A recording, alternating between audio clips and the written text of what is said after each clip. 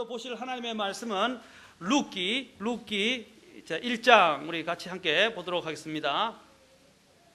자, 룻기 1장 다 같이 일으셔서 하나님 말씀 우리 봉독하도록 하겠습니다. 자, 룻기 사사기 다음에 룻기 있습니다. 자, 오늘은 많이 읽지는 않고 뒷부분에 우리가 읽었던 지난번에 읽었던 1절에서 18절까지 우리가 읽었었는데 그 중에서 이제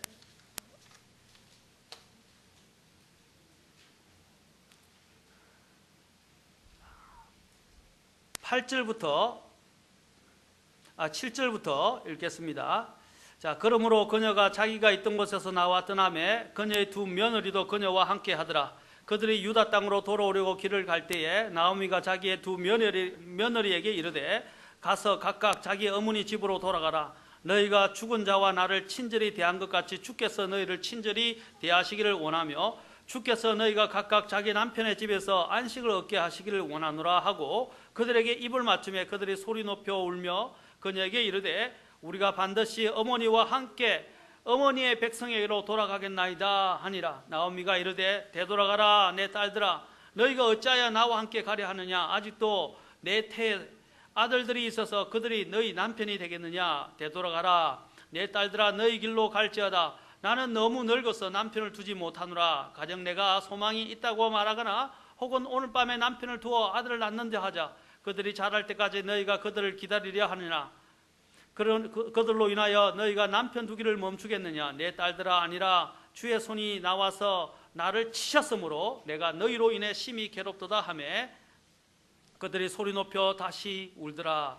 오르바는 자기 시어머니에게 입을 맞추되 룻은 그녀에게 굳게 붙음으로 그녀가 또 이르되 보라 내 동서는 자기 백성과 자기 신들에게 돌아갔나니 너도 내 동서를 따라 돌아가라 하매 룻이 이르되 나보고 어머니를 떠나며 어머니를 따르지 말고 되돌아가라고 강권하지 마소서. 어머니께서 가시는 곳에 나도 가고 어머니께서 머무시는 곳에 나도 머물리이다. 어머니의 백성이 내 백성이 되고 어머니의 하나님이 내 하나님이 되시리니 어머니께서 죽는 곳에서 나도 죽어 거기 묻힐 것이니이다. 만일 죽는 일 외에 어떤 다른 길이 나와 어머니를 갈라 놓으면 주께서 내게 벌을 내리시고 더 내리시기를 원하나이다 하매 그녀가 자기와 함께 가기로 굳게 결심한 것을 보고 나오미가 그녀에게 말하기를 그치니라. 기도하겠습니다. 하나님 이 시간 주님께서 함께 해주시고 말씀을 높여 주시옵소서. 말씀으로 우리가 살게 하여 주시옵소서. 예수님의 귀한 전함을 받들어 기도하옵나이다. 아멘. 앉으시겠습니다. 이 룻기는 우리가 지난 시간에도 제가 이제 조금 소개를 했지만 이거는 아주 러브 스토리라고 할 수 있습니다. 사랑에 관한 이야기입니다. 룻과 그 다음에 보아스 간의 아름다운 사랑 이야기이기도 합니다. 그러나 그보다도 더 중요한 부분은 무엇입니까? 저는 이것은 구속의 이야기라고 말씀드렸습니다. 그래서 이 성경이 특별하게 이 성경의 책으로 간직되어져서 지켜져서 오늘날 우리에게 전해진 것입니다. 이것은 하나님의 구속에 관한 이야기입니다. 하나님이 어떻게 쓸모없는 이방 영인을 통해서 하나님의 이러한 구속사를 있게 하시고 또한 우리에게 그 예수 그리스도를 보내주셨는지 하는 그 역사를 보여주는 것입니다. 그렇죠? 그 다음에 또한 이 책은 하나의 추수에 관한 책입니다. 추수에 관한 책입니다. 바로 또한 이 추수를 통해서 우리는 여기서 보죠. 여러 가지 이 기근이 들어서 먹을 곡식이 없어서 그들은 모압으로 내려가겠다 했다가 다시 이스라엘로 돌아오게 됩니다. 이스라엘로 돌아와서 어떻게 하면 다시 추수의 자리로 들어가게 되고 추수의 자리에서 또 누구를 만나게 됩니까? 룻이 보아스를 만나게 됩니다. 바로 이것을 통해서 하나님께서는 영적 추수에 대해서도 또한 말씀하고 계시다는 것입니다. 좀 이따가 제가 여러분들하고 말씀드리겠습니다. 영적 추수에 대해서 말씀하신다라는 것입니다. 자, 여기서 제가 고난 다음에는 우리 인생에는 항상 고난이 올 때 고난에 대해서 세 가지 우리의 반응이 있다고 말씀을 드렸습니다. 그렇지 않습니까? 첫째는 그냥 참고 견디는 사람이 있는 반면 두 번째는 피신하는 사람이 있고 세 번째로는 우리에게 다가오는 고난이나 역경에 대하여 그것을 적극적으로 대처하고 임하는 사람이 있다라고 말씀을 드렸습니다. 그래서 이것을 어떻게 대처하는 것이 하나님 앞에서 올바른 것인가에 대해서 우리는 살펴보았습니다. 그리고 흉년은 하나님의 섭리에 의한 것이라는 것을 우리는 인지해야 한다라고 말씀드렸습니다. 만약에 하나님이 우리의 삶 속에 개입하시고 또한 역사하시고 또한 이런 것들을 허락하시는 것을 믿음으로 받아들이지 않는다면 우리는 잘못된 결정을 하게 된다고 말씀드렸습니다. 오늘 여기서 엘리멜렉과 그 다음에 또한 나오미가 잘못된 결정으로 인해서 그 집안에 우환이 찾아왔다는 사실을 기억하십시오. 나오미는 여기서 특히 엘리멜렉과 또한 나오미는 누구를 이야기하는 것입니까? 바로 이스라엘의 영적인 상태를 보여주는 것입니다. 바로 이스라엘의 영적 상태가 이거였어요. 하나님이 없이 살아가고 하나님 없이 자신의 인생을 결정하는 그러한 이스라엘 백성들의 상태를 보여주는 것입니다. 이것은 또 오늘날 살아가는 그리스도인의 타락하고 또한 육신적인 그리스도인의 삶을 잘 보여줍니다. 많은 그리스도인들이 있습니다. 그러나 많은 그리스도인 중에 영적인 사람을 찾아볼 수 있습니까? 정말 영적인 사람을 찾아보기가 너무 힘들다는 것입니다. 성경에는 세 종류의 사람에 대해서 이야기합니다. 특히 크게 나누면 자연인이라고 불려지는 구원받지 않은 사람들과 또한 하나님의 또한 구원받은 백성 두 가지로 나눌 수 있습니다. 그러나 구원받은 백성들 중에도 두 가지가 있습니다. 영적인 사람과 육신적인 사람이라는 것입니다. 오늘 여기서 이 나오미와 엘리멜렉은 바로 육신적인 그리스도인의 삶을 잘 보여주고 있습니다. 그들은 하나님을 믿었다고 이야기하지만 하나님 없이 살아가고 있고 하나님을 잊어버리고 있고 하나님 없이 모든 인생의 부분들을 결정하는 사람들입니다.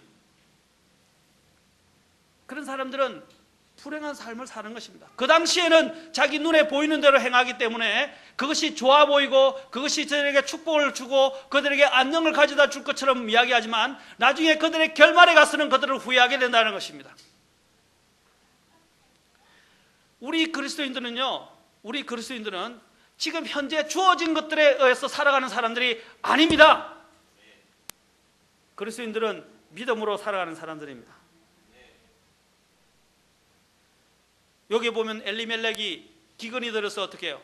기근이 들어서 굶어 죽을까 싶어서 어떻게 해요? 죽음을 피하여 어디로 갔습니까? 좀 그 당시에 눈에 보기 좋다고 생각되어지고 또 풍성한 수확을 내고 있다고 생각되어지는 모압 땅으로 내려갔습니다. 그런데 결국 어떻게 되었습니까? 그 모압 땅에서 죽었습니다. 심지어는 누가 또 죽었습니까? 그 두 아들까지 죽었어요. 그들은 죽음을 피해서 모압으로 내려갔지만 모압 땅에서는 오히려 더 큰 그들은 불행을 맞이하게 되었던 사실을 기억해야 합니다. 한 번 죽는 것은 사람에게 정해진 것입니다. 죽을 때 어떻게 죽느냐 하는 문제는 상당히 중요합니다. 그렇지 않습니까? 모욕 가운데 죽을 것인지, 수치 가운데 죽을 것인지, 부끄러움 가운데 죽을 것인지, 후회 가운데 죽을 것인지, 아니면 영광과 칭찬과 존귀 가운데서 죽을 것인지를 생각해야 합니다. 죽는 것이 중요한 것이 아니라 어떻게 죽을 것인가 하는 것입니다. 오늘 엘리멜렉과 그 두 아들의 죽음을 보십시오. 그들은 불행 가운데 죽었고 그들은 수치 가운데 죽었습니다. 어차피 죽을 인생 아닙니까? 그렇죠? 죽어도 영원히 살 것을 대비해서 살라 이 말입니다. 죽어도 또한 영광 가운데 죽도록 하라 이 말입니다.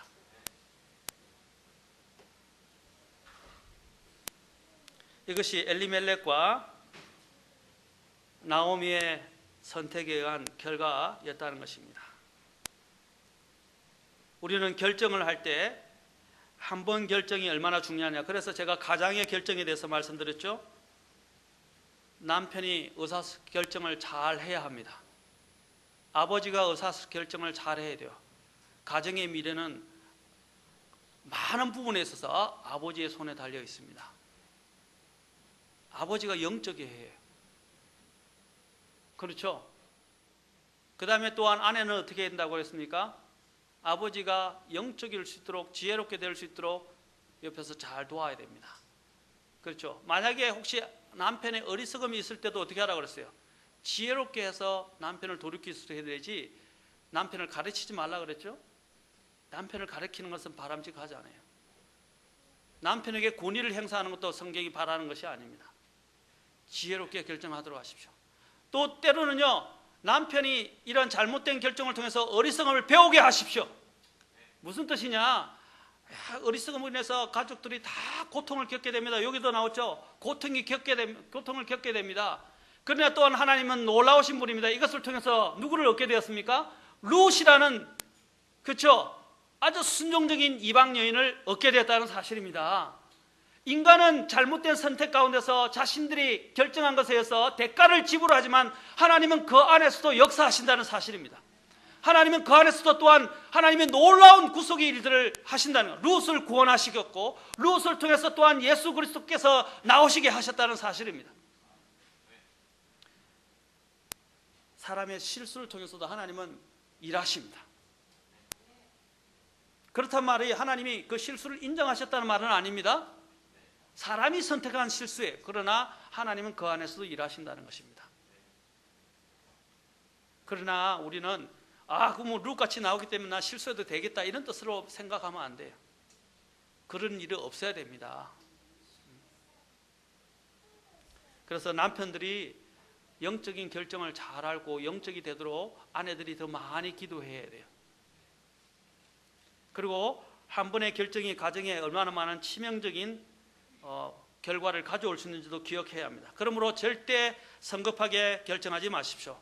말씀과 기도 안에서 결정하시라 이 말입니다. 우리는 기도할 수 있는데 왜 기도하지 않습니까? 기도하면서 결정하시고, 요즘은 저도 늘 기도합니다. 순간순간 기도합니다. 이제 저에게 더 필요한 것은 더 무릎 꿇고 더 깊이 있게 주님 앞에 기도하는 것이 더 필요하다는 것을 더 절감하게 됩니다. 그러나 전에보다도 더 매 순간순간마다, 지금 요즘은 제가 좀 여러 가지 설교들이나 자료들을 굉장히 많이 듣고 있어요. 눈으로 보는 것보다 귀로 많이 듣습니다. 들으면서 매 순간마다 기도합니다. 그거 들으면서 도전받는 대로 계속 기도합니다. 성경을 읽으면서도 기도합니다. 성경을 그냥 읽고 그냥 지식적으로만 구하는 게 아니라 성경을 읽으면서도 기도합니다. 요즘은 한순간이라도 하나님을 놓치지 않고 순간순간마다 기도하려고 그럽니다. 이제 더 깊이 있는 기도의 시간이 이제 확보가 더 필요한 것입니다. 말씀과 기도 안에서 결정하십시오. 엘리멜렉과 그의 가족은 하나님의 섭리를 생각하지 않고 성급했습니다. 그리고 다분히 육체적이고 육신적인 욕구 충족을 위해서 그들은 모압으로 이주하게 되었습니다. 그러나 그들은 모압으로 가서는 안 됩니다. 이것은 바로 이 두 부부의 신앙 상태를 보여주는 것이며 더 나아가서는 이스라엘의 영적인 상태를 보여주는 것입니다. 그들이 바로 이런 육신적인 것을 가지고 살아갈 때는 그들에게 소망이 없어요. 그들의 소망이신 주님을 잊어버린 것입니다. 사랑하는 성도 여러분, 여러분도 하나님 없이 사는 그리스도인들이 하나님 없이는 어떻게 살아갈 수 있어요? 우리가 이전에 에베소에 보면 우리는 이전에는 소망 없이 살았다고 했습니다. 소망에서는 멀리 떨어진 자들이었어요. 그러나 하나님께서 우리에게 소망을 주셨어요. 영원한 그리고 확실한 소망을 주셨습니다.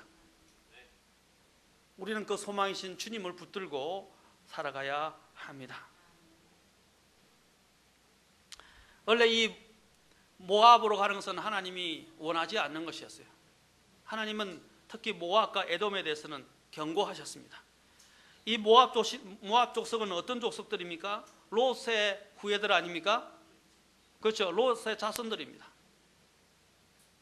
그런데 롯은 육신적인 사람이었죠. 그들의 육신적인 모습들이 나중에는 이스라엘, 하나님의 백성인 이스라엘을 어떻게 합니까? 대적하게까지 이릅니다. 이스라엘이 출애굽에서 광야에서 헤매다가 이제는 가나안으로 가려고 하는 그 길에서 오히려 그들을 어렵게 영적으로 공경에 처하게 만든 사람들이 모압 족속들입니다. 또한 모압 족속들은 민수기에 보면 어떻게 합니까? 또한 하나님을 저주하는 일에 그들은 참여했던 사람입니다. 발락 아시죠? 발람 아시죠? 발람? 헷갈리죠? 발람과 발락 하니까. 발람은 거짓 대언자입니다. 이 거짓 대언자가 이스라엘 백성을 어떻게 해요? 저주하라고 발락에 의해서, 모압의 왕 발락에 의해서 초청을 받았을 때 어떻게 해요? 그가 돈의 탐욕이 있어 갈 때 하나님이 막으셨죠. 나중에는 어떻게 해요? 그가 계속 이제는 유혹을 받게 되고 계속해서 발락 왕이 와서 이스라엘을 저주해달라고 요청을 하니까 어떻게 해요? 근데 나귀를 타고 가다가 어떻게 해요? 나귀 앞에 천사가 나타나자 어떻게 해요? 놀래가지고 나귀가 벽을 지대고 안 가려고 무서워지니까 나귀를 때리기 시작하니까 나귀가 왜 때리냐? 그렇죠? 최초의 방언입니다. 방언은요, 동물이 했어요. 이 닭이가 말을 할 정도의 이런 문제가, 영적인 문제가 생겼어요. 그렇죠? 어떤 이유였습니까? 바로 모압 조석에 의해서, 그 유혹에 의해서 이스라엘을 저주하려고 했을 때 하나님께서 그렇게 역사하신 것입니다. 이렇게 모압 조석은 항상 하나님의 백성의 문제가 되는 백성들이었어요. 그리고 그들은 항상 이스라엘 백성들 앞에 걸림돌이 되었어요. 나중에는 어떻게 합니까? 발람이 꾀를 내어서 이 모압 족속 또 발락에게, 발람이 꾀를 내어서 발락에게 줍니다. 무엇입니까? 영적으로 이스라엘을 어떻게 해요? 그들과 그들의 딸들과 이스라엘 사람들이 결혼을 하도록, 그리고 간음을 하도록 만듭니다. 그래서 타락시켜 버리는 거예요. 바로 이렇게 이스라엘 백성들에게 걸림돌이 되고 이스라엘 백성들을 부도덕과 우상 숭배에 빠지게 만든 족속들이 누구입니까? 이 모압 족속이라는 사실을 기억해야 합니다. 그래서 이 모압으로 가는 것은 하나님이 기뻐하신 일이 아니었어요. 그럼에도 불구하고 그들은 눈에 보이는 것 때문에 바로 이 모압으로 내려가게 되었던 것입니다. 그들은 잠시 거주하기 위해서 모압으로 간 것으로 보입니다. 1절에 보시면. 그런데 2절에서 보시면 그들은 어떻게 했습니까? 잠시 거주하기 위해서 내려갔는데 그것에서 어떻게 됩니까? 계속 거하게 되었다고 말하고 있습니다. 계속해서 머물는데 2절 뒤에 있어요. 계속해서. 제가 전에 시편을 가지고 설교했죠? 시편을 가지고 설교했죠? 뭐라고 그랬습니까? 발걸음을 하나 떼기 시작하는 것이 어떻게 한다고 그랬어요?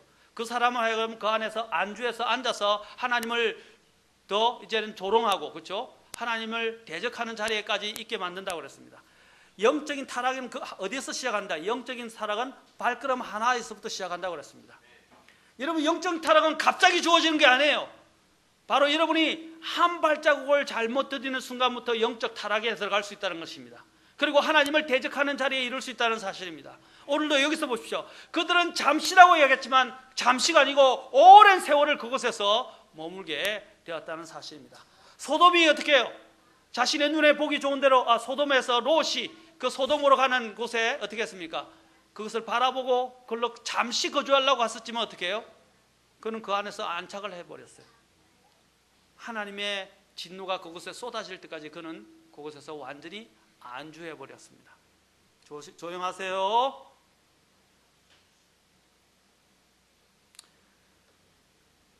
우리는 한순간의 영적인 선택이 얼마나 큰 문제를 일으키는지 잘 생각해 보셔야 합니다.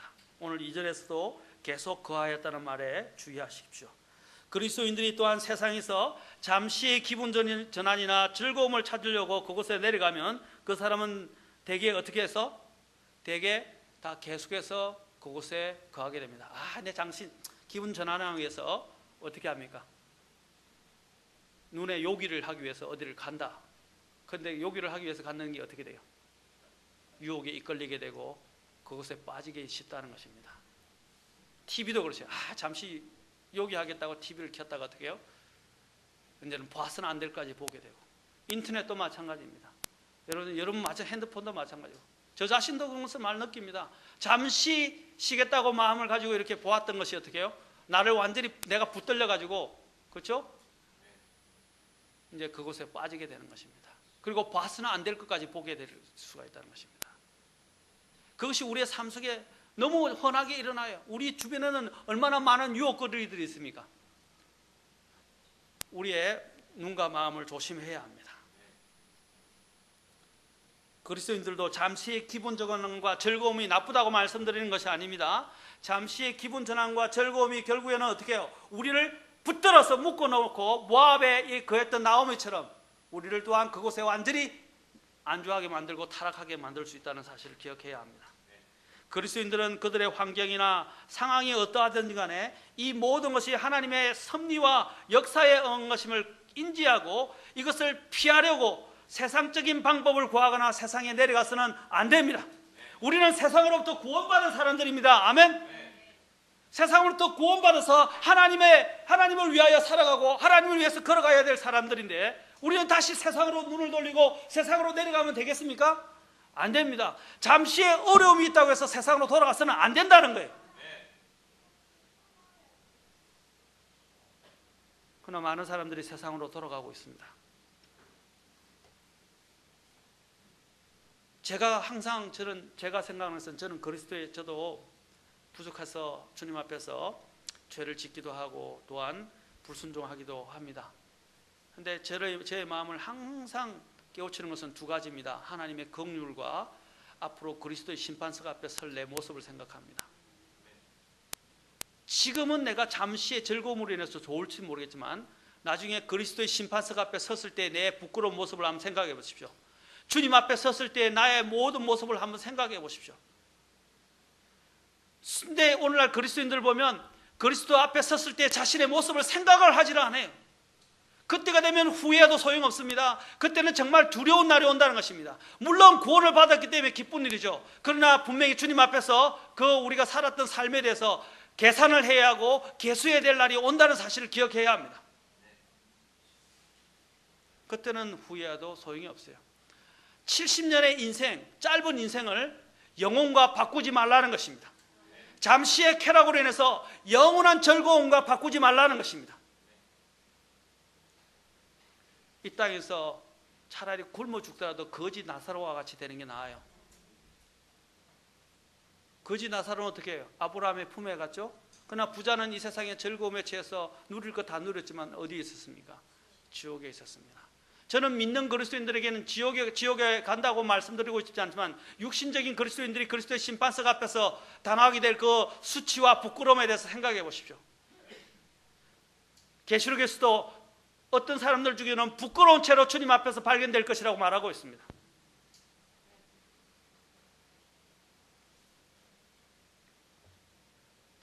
여러분이 목욕탕에 들어갈 때는 어떻게 합니까? 그렇죠? 돈을 내고 다 들어가죠. 자, 이렇게 생각합시다. 그런데 여러분들이 어떤 다른 사람들은 다 옷을 입고 있는데 혼자 옷을 벗고 있다고 생각해 보세요. 다른 사람들이 다 옷을 벗고 있으면 나도 옷을 벗는 것은 어려운 일이 아닙니다. 예를 들자면 여러분 요즘 많이 이야기하는 밤에 잠도 자고 하는 곳이 뭐죠? 예? 찜질방이라고 이야기하죠. 잘 안 가니까. 찜질방 같은 데 가면 어떻게 해요? 다른 사람 다 옷 입고 있잖아요. 물론 사우나식도 있긴 있지만은. 근데 옷 입고 있는데 자기 혼자만 옷 벗고 있으면 어떻게 해요? 부끄럽겠죠. 저는 그와 같이 우리 주님 앞에 섰을 때도 모든 사람들이 다 의의 옷을 입고 있는데 벌거벗은 모습으로 주님 앞에 서 있다고 생각하면 보십시오. 얼마나 부끄러울 것인가.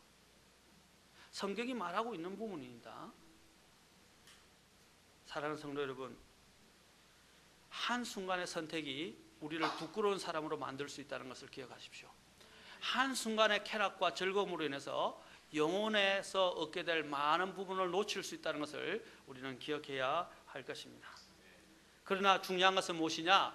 지금까지 어떻게 살았느냐 하는 것이 중요하지 않고 이제는 어떻게 합니까? 깨닫고 돌이키라는 것입니다. 오늘 다행히도 감사한 것은 나오미가 어떻게 했습니까? 깨닫고 돌이켰다는 사실입니다. 아멘. 하나님께로 돌아간다는 사실입니다. 돌아가야 합니다. 아멘. 그게 하나님이 원하는 거예요. 돌아가야 돼요. 여러분이 지금 어떤 상황에 있든지 어떤 처지에 있든지 어떤 육신적인 상태에 있든지 하나님은 지금 그 순간에 깨닫기를 원하시고 하나님은 그 순간에서 돌이키를 원하시고 하나님께로 오기를 원하십니다.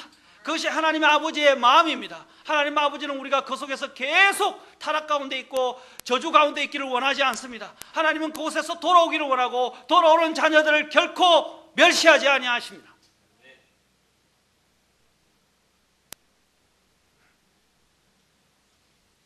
하나님께서는 우리는 세상으로 내려가지 않도록 결정하십시오.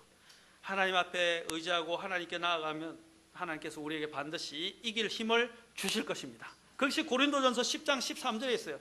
이 말씀을 가지고 기도 한번 해보십시오. 기도해 보신 적 있습니까? 기도해 보신 적 있어요? 하나님 앞에 기도 한번 해보세요. 하나님 정말 그렇게 하시는지 안 하는지. 고린도전서 10장 13절입니다. 자, 같이 읽도록 하겠습니다. 사람에게 공통적으로 있는 시험 외에는 너희가 어떤 시험도 당하지 아니하였나니 하나님은 신실하사 너희가 감당할 수 있는 것 이상으로 시험 당하는 것을 너희에게 허락하지 아니하시고 또한 그 시험과 함께 피할 길을 내사 너희가 능히 그것을 감당하게 하시느니라. 아멘. 자, 여기 시험은 모든 사람들이 다 당하는 것이라고 그랬어요. 그렇죠? 그런데 문제는 뭐냐? 하나님은 신실하시고 감당할 수 있는 것 이상으로 허락하지 않는다고 그랬어요. 나는 당신은 다른 사람은 모를 거야. 또 심지어는 남편과 아내에게 대해서도 당신도 이해 못해. 내가 당하는 어려움을.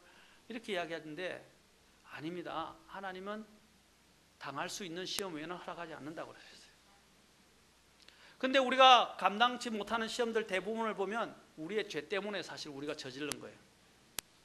우리의 불순종을 해서 저지른 겁니다. 그렇죠? 그러면 대가를 지불해야죠. 그렇지 않습니까? 잘못했으면 어떻게 해요? 대가는 하나님이 용서하는 것과 내가 잘못을 해서 대가를 지불하는 문제는 다른 거예요. 아시겠습니까? 많은 사람들은 용서받으면 대가도 지불 다 끝난 거로 생각하는데 그렇지 않습니다. 물론 예수님께서 우리가 죄의 형벌로 인한 지옥으로 가야 될 부분은 십자가에서 하나님께서 다 대가를 지불하셨어요. 그러나 우리가 더 믿고 난 뒤에 구원받고 난 다음에 우리가 죄로 인해서 나오게 된 것은 하나님은 용서하시면 우리가 뿌린 것에 대해서는 거두게 하시는 분이십니다.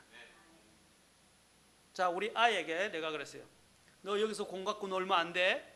왜냐하면 공이 자꾸 쳐서 이거 자 유리창에 치면 유리창이 깨지니까 공 갖고 놀면 안 돼. 공 갖고 놀면 그래서 유리창 깨지면 너 이것은 우리 유리창이 아니니까 변상해야 되고 너 혼나? 라고 이야기했어요. 그런데 애가 또 말을 안 듣고 막 공 가지고 놀다가 유리창이 깨졌어요. 자, 어떻게 해야 됩니까? 어떻게 되겠어요? 깨졌으면 어떻게 해요? 변상해야 되죠. 그런데 우리나라와 미국의 차이가 뭔지 아세요? 그렇다고 저는 미국을 편호하는 게 아닙니다. 미국은요, 그 아이가 변상해야 돼요. 그래서 그 아이가 변상할 능력이 없잖아요. 그러면 엄마 아빠가 물어주고요. 그 아이는 집에서 그 변상에 대한 만큼 일을 해야 돼요. 화장실 청소를 한다든지 아니면 쓰레기를 맨날 치운다든지 마당을 정리한다든지 그렇게 해서 자기가 일을 해서 그러니까 아르바이트 하는 값이에요. 그렇죠? 파트타임으로 일하는 값을 지불해야 된다는 것입니다. 그렇게 가르쳐야 돼요. 그런데 우리나라는 어떻게 해요? 엄마 아빠가 다 갚아주죠? 그러면 애 교육이 안 돼요. 그건 잘못된 거예요. 아이에게 분명히 엄마 아빠가 이야기했죠. 경고했죠. 너 하면 문제가 일어나면 책임져야 된다는 것을 이야기해서 경고했어요. 그런데 그 아이가 경고를 무시하고 해서 자기가 일을 저질렀으면 그 아이가 책임져야 돼요. 그렇죠? 심지어는 어떻게 하는지 아십니까? 어떤 경우에는 엄마 아빠가요, 감옥에까지 가게 만들어요. 왜 그런지 아세요? 물론 감옥에 가는 것을 원하지는 않을 거예요. 마음은 그렇잖아요. 그러나 그 아이가 그런 큰 일을 저질렀을 때는 어떻게 해요? 엄마 아빠가 그걸 변상하면 안 돼요. 책임지게, 특히 성인이 됐을 때는 더 마찬가지입니다. 어린아이일 때도 마찬가지예요. 아이들이 명령을 어겨서 그 명령에 대해서 이야기한 것들에서는 책임을 지게 해야 합니다. 근데 우리나라는 엄마 아빠가 다 해줘요. 심지어는 아이들과 장난치지 마라, 이거 그릇 깨진다 했는데 그릇 딱 깨졌어, 다 쏟아졌어요. 그러면 어떻게 해야 되겠어요? 그릇을 깨진 거라서 아이들이 치울 능력이 없을 때는 엄마 아빠가 그릇은 치워줘야 돼요. 그렇죠? 왜냐하면 비인이 손을 다치니까. 그러나 쏟아져서 어지럽혀진 것에 대해서 어떻게 해야 돼요? 그 아이가 걸레 갖고 와서 물 짜서 다 청소해서 다 해야 돼요. 그렇지 않습니까? 만약에 엄마 아빠가 그걸 대신해 주면 그 대신 그 아이가 위험해서 못해서 엄마 아빠가 대신해 주면 어떻게 해요? 다른 일로 대체해서 그 아이가 그것을 책임지게 해야 돼요. 이것이 성경적인 방법입니다. 여러분, 예수님이 십자가에 왜 돌아가셨습니까? 하나님이 우리를 사랑하신다면 그냥 너 다 죄 용서해 줄게, 너희 받아주겠다 이렇게 하면 끝나지 않습니까? 그런데 왜 예수님이 십자가에 못 박았어요? 그 죄에 대해서는 누군가가 책임을 져야 하기 때문입니다. 그것이 하나님의 방법이에요. 맞습니까? 우리도 마찬가지로 우리의 삶 속에서 우리가 죄 지은 것에 대해서는 우리가 책임을 져야 됩니다. 그런데 우리의 성경은, 우리의 가르침은 어떻게 되냐면 아무도 책임을 지려고 가르치지 않고 아무도 책임을 지려 하지 않는다는 것입니다. 오늘 교회 안에서도 마찬가지입니다. 그리스도인의 가정 안에서도 마찬가지입니다. 책임을 지지 않는다는 거예요. 그러면 안 됩니다. 우리 아이들을 무책임한 사람으로 만들어 가지 마십시오. 하나님 앞에서 책임감 있는 사람, 자신의 죄에 대해서 책임을 지는 사람, 물론 하나님이 긍휼히 풍성하셔서 때로는 죄에 따라 우리를 대우하지 않으신다는 것이 참 감사한 일입니다. 아멘. 시편 103편에서 하나님은 우리를 죄에 따라 우리를 대우하지 않으신다는 것입니다. 얼마나 감사합니까? 때로는 저도 그래요. 아이가 잘못해서 매를 때려야 될 때가 있는데 어떻게 하느냐, 5대 때린다고 딱 돼 있어요. 근데 어떤 때는요, 아이가 이전에 잘한 것도 있고 요즘 잘하고 또 애가 너무 간절하게 막 울면서 부탁을 하니까 어떻게 해요? 제가 3대로 감해줘요. 어떤 때는 1대로 감해줘요. 그게 긍휼입니다. 아멘. 제가 때리는 게 목적이 아니잖아요. 아이를 바로잡고 자신의 대가를 지불하게 만들고 그 다음에 어떻게 해요? 배우게 하는 것이 목적이잖아요. 그래서 어떤 때는 어떻게 해요? 또 어떤 때는 다음에 잘하겠지 하고 이제 탁 외를 안 때려요. 그럼 아이가 굉장히 좋아합니다. 그렇죠? 마찬가지입니다. 그게 긍휼이에요. 하나님께서는 우리를 죄에 따라 대우하지 않으시고 어떤 때는 우리에게 긍휼을 베풀어 주셔서 죄에 대한 대가를 면제받게 해줄 수도 있다는 것입니다. 만약에 하나님이 우리를 죄에 따라서 우리를 대우했다면요, 살아남을 사람이 한 명도 없어요. 이게 그렇지 않습니까? 지금 이렇게 있는 것 자체가 하나님의 긍휼입니다. 감사해야 돼요. 우리는 100번 죽어도 골백번 죽어도 멸망받아 마땅할 죄인들입니다. 근데 하나님이 우리를 계속해서 받아주신다는 것은 얼마나 감사한 일입니까? 그렇지 않습니까?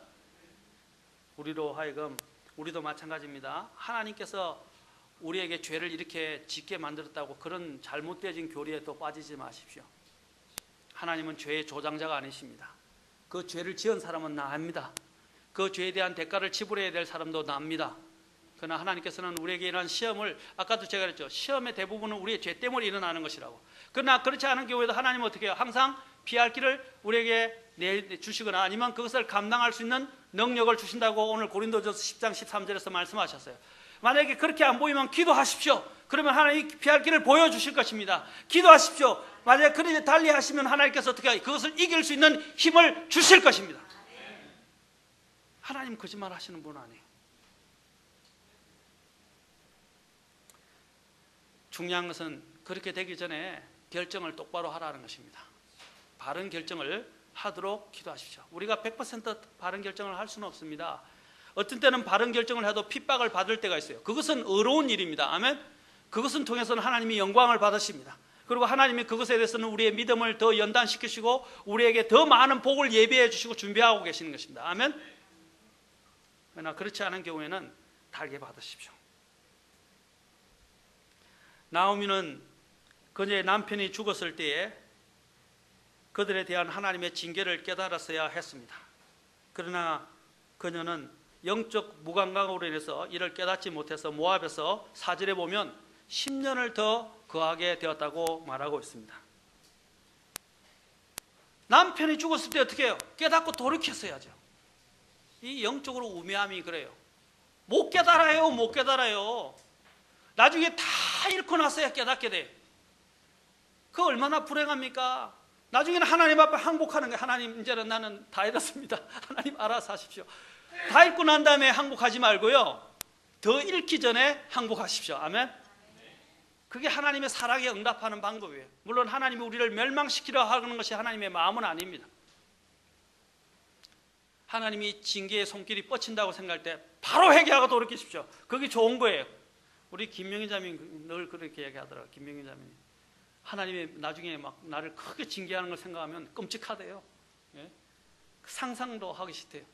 그래서 빨리 돌이키고 매도 덜 맞고 돌이키는 게 더 좋지 않냐고, 그렇게 하면서 자신이 돌이키게 된 것들도 이야기하고 또 자신의 형제가 돌이키는 것에 대해서 이야기를 하더라고요. 그래서 그거는 영적인 것이라고 내가 생각했어요. 그렇죠? 나중에 다 매를 너무 많이 맞아가 다 읽고 난 다음에 돌이켜봐요. 얼마나 불행하고 비참합니까? 그렇죠?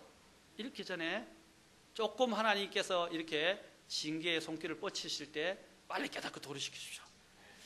이게 영적인 사람과 육신적인 사람의 이 정도의 차이입니다. 영적인 사람은 어떻게 해요? 죄에 대해서 민감해요. 불순종에 대해서 민감하다고요. 그리고 또한 세상에 돌아가는 유혹에 대해서 민감해요. 그래서 어떻게 해요? 뭔가 이게 잘못됐다 싶으면 빨리빨리 회개하고 돌이킵니다. 그렇죠? 영적인 사람의 특징이에요. 영적인 사람이 죄를 짓지 않는다는 뜻이 아니에요. 죄와 유혹에 똑같이 빠질 수 있어요. 그러나 빨리 돌이켜요. 그러나 어리석은 사람은 뭐예요? 미성숙한 사람은 계속 가는 거예요.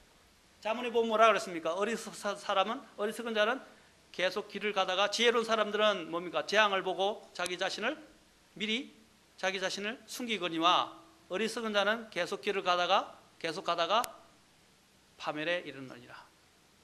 어리석은 자면 구덩이가 있는데도 안 보고 가는데, 그러다가 벌떡 빠지면 나중에는 살려달라고 하면 무슨 소용이 있어요? 그렇죠? 그러나 지혜로운 사람은 어떻게 해요? 항상 주의 깊게 주변을 바라보면서 가잖아요.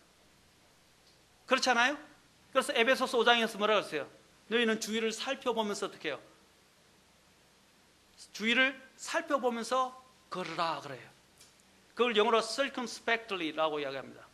circum 뭡니까? 주변 상황을 spec 본다는 뜻이에요. 이게 합성어인데 그것을 주의 깊게 주변을 살펴보면서 걸으라라고 말하고 있어요. 여러분 걸을 때 그렇게 걸으십시오. 아멘. 그게 영적인 사람과 육신적인 사람의 차이라는 것을 기억하시기 바랍니다. 하나님이 원래 우리에게 원하시는 것은 무엇입니까? 베들레헴으로 돌아오는 것입니다. 그들은 베들레헴을 떠났다가 다시 베들레헴으로 돌아오게 됩니다. 우리가 돌아와야 할 때가 뭡니까? 하나님의 빵이 있는 곳, 십자가와 하나님의 말씀이 있는 곳으로 돌아와야 합니다. 아멘. 하나님이 우리에게 긍휼을 베푸시고 약간의 이런 징계를, 내가 잘못해서 징계를 하나님이 느끼게 될 때에 그냥 빨리 돌이키십시오. 그것이 우리에게는 오히려 더 복이 됩니다. 나중에 모든 걸 읽고 났을 때는 정말로 힘이 없어요. 그때는 또 주님을 섬길 수 있는 시간과 기회도 얼마 남지 않았는지도 몰라요. 아멘. 모압으로 가지 마십시오. 잘못된 눈에 보이는 잠깐의 어려움 때문에 피신하려고 하나님의 뜻이 아닌 곳, 하나님의 말씀이 없는 곳으로 가지 말라 이 말입니다.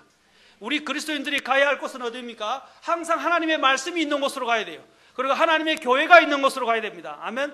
결정할 때, 직업을 구할 때도 마찬가지고 어떤 살 땅을 구할 때도 마찬가지고 어디를 갈 때라도 항상 하나님의 말씀이 있는 곳, 하나님의 진리가 있는 곳, 하나님의 교회가 있는 곳으로 가야 돼요. 근데 많은 사람들이 자신의 편에 따라서, 심지어는 유학 가는데도 교회가 없어요. 갈 교회가 없어요. 또 직업을 선택해서 가는데도 교회가 없어요. 누구 하나 또 진리의 말씀을 가르쳐 주는 데도 없어요. 그건 어리석은 결정입니다. 진리가 있는 곳으로 가십시오. 그리고 하나님의 교회가 있는 곳으로 가십시오. 저는 하나님 주님의 교회라고 그랬습니다. 그냥 일반 이런 세속적인 교회를 말하지 않아요. 그것은 그리스도의 삶에 있어서 대단히 중대합니다. 사랑하는 성도 여러분, 오늘 우리가 어떤 결정을 하고 어떻게 믿음의 생활들을 해야 하는지를 생각하십시오. 저는 여러분들을 위협하거나 이렇게 어렵게 하기 위한 게 아니라 경각심을 갖고, 또한 한 가지 더 중요한 것은 하나님의 긍휼에 대해서 말씀드리고 싶어요. 하나님은 돌아오는 자를 결코 외면하지 않습니다. 받아주시는 분입니다. 그래서 받아주셔서 이 나오미가 회개하고 돌아왔을 때 나오미를 통해서 어떻게 기업을 물을 자, 그렇죠? 기업을 다시 그렇게 회복시킬 수 있는 보아스를 주셔서 그 기업의 대를 잇게 하시고 기업을 되돌려 받게 하셨다는 사실입니다. 아멘. 사랑하는 성도 여러분, 이것이 아름다운 우리의 귀결이 될 것입니다. 오늘 여러분이 하나님의 말씀을 들었다면, 오늘 깨달았다면 이제 회개하시고, 하나님은 혹시 불순종 가운데 있다면 하나님의 손이 미치고 말씀이 미칠 때에 빨리 깨닫고 돌이키시기를 바라고, 오늘 또 하나님의 그 깊은 긍휼들을 더 깊이 있게 생각할 수 있는 시간이 되었으면 좋겠습니다. 기도하시겠습니다.